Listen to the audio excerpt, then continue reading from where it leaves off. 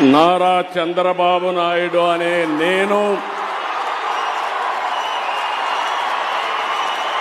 శాసనం ద్వారా నిర్మితమైన భారత రాజ్యాంగం పట్ల నిజమైన విశ్వాసం, విధేయత చూపుతానని, భారతదేశ సార్వభౌమాధికారాన్ని, సమగ్రతను కాపాడుతానని ఆంధ్రప్రదేశ్ రాష్ట్ర ముఖ్యమంత్రిగా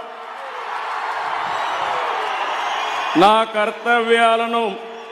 శ్రద్ధతో, అంతఃకరణ శుద్ధితో నిర్వహిస్తానని, భయం గాని, పక్షపాతం గాని, రాగద్వేషాలు గాని లేకుండా రాజ్యాంగాన్ని, శాసనాలను అనుసరించి ప్రజలందరికీ న్యాయం చేకూరుస్తానని దైవ సాక్షిగా ప్రమాణం చేస్తున్నాను.